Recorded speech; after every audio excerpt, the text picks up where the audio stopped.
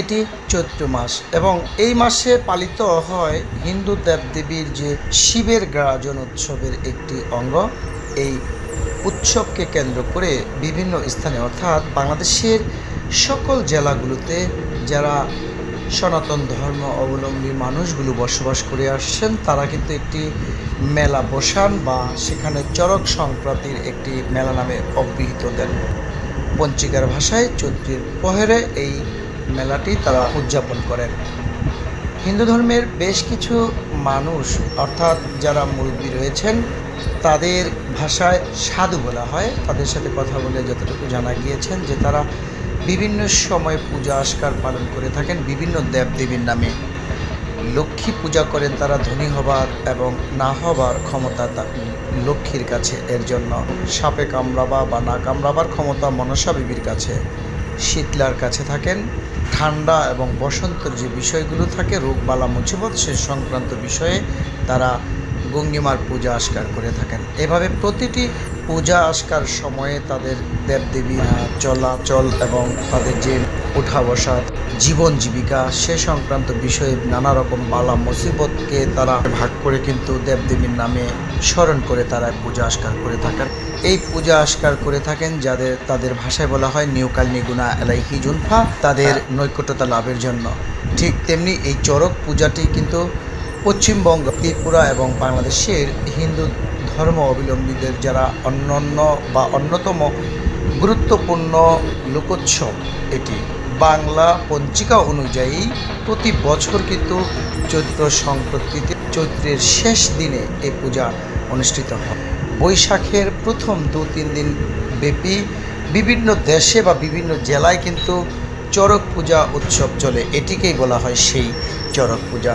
এটি চৈত্র মাসে পালিত এবং হিন্দু দেবতা যে শিবের গাজন উৎসবের একটি অঙ্গ।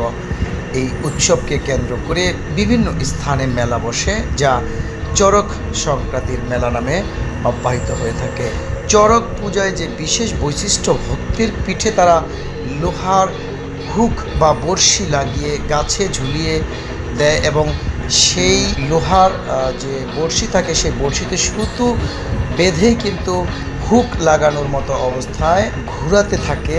ভক্ত ঘুরে শেষ হলে তাদের যে রক্ত বা কাটা চিহ্ন মিলিয়ে যাবে এর সংক্রান্ত বিষয়ে কিন্তু তারা তদারকি করেন। ভক্তদেরকে ঘুরানো অজস্র যে সম্প্রদায় ভক্তদের যে একটি বড় ধর্মীয় উৎসব, এটি বিশেষ এই পূজা মেলা বিবেচিত হয়ে আসছে এইখানে বা এই পুরো মুন্সিগঞ্জ জুড়ে বেশ কিছু স্থান উৎসবটা দেখা দিয়েছে বা দেখা যায়। এই বিশেষ দিনে চড়ক পূজা অনুযায়ী হলেও কিন্তু এর প্রতিশ্রুতি চলে টানা 15 দিন পর্যন্ত। শিব পরবর্তী যে পালা গিয়ে আয়োজন করা পাহাড় ঘুরে যে বেড়ায়, চাল ডাল টাকা পয়সা মাগন ভিক্ষা তুলে তারা পূজার খরচ জোগাড় করে, কেউ ধনী হলে অর্থ ব্যয় করে চড়ক পূজার ঘিরে উৎসব যে উপভোগ। নির্বিশেষে কিন্তু অগণিত শিশু এবং নারী পুরুষের সরগম হয়ে থাকে বা ঘটে। শিব পরবর্তী 6 গৌর যে পালা উৎসব অজস্র যে শ্রেণীর মধ্যে দেখা দিলেও কিন্তু এটি আবাহমান যে একটি বাংলার পরিচিত উৎসব সেটি কিন্তু আসলে বোঝা যায়। বাংলাদেশের সক্ষমতার একটি পুজো তাদের এটাকে মনে করেন তারা, এবং এখানে হাজারো মানুষ দর্শক এবং দর্শনার্থীরা কিন্তু দূর দূরান্ত থেকে এসে তারা এখানে অংশগ্রহণ করেন এক নজর দেখার জন্য। বিশেষ করে এই পূজা আসার সময় দূর দূরান্তে ভাই এবং বোন যারা রয়েছেন তাদের মা এবং বাবা বসবাস করেন যে গ্রামে, সেই গ্রামে কিন্তু ছুটে আসেন তারা ভক্তসহ ভাই বোনেরা এসে এখানে যারা রয়েছেন পূজা আস্কার কমিটির বড় গুরু বলা হয় তাদেরকে একে অপরকে পিঠা উৎসবের মতো বরণ করে নেন। নতুন জামা কাপড় দিয়ে বোন ভাইকে এবং ভাই বোনকে দিয়ে তারা এই অনুষ্ঠানটি তো মুসলমানের ঈদ উৎসবের মতো আখ্যায়িত করেন।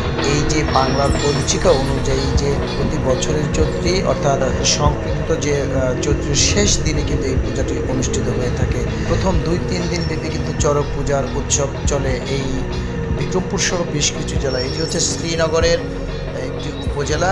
এই শ্রীনগরে এই প্রথম কিন্তু ঈশাখণ্ড কয় কীর্তন সহ বেশ কিছু স্থানে এই চরক মেলা নামক পরিচিত অনুষ্ঠানটি বড় সড়ভাবে এবছরই চোখে পড়ে।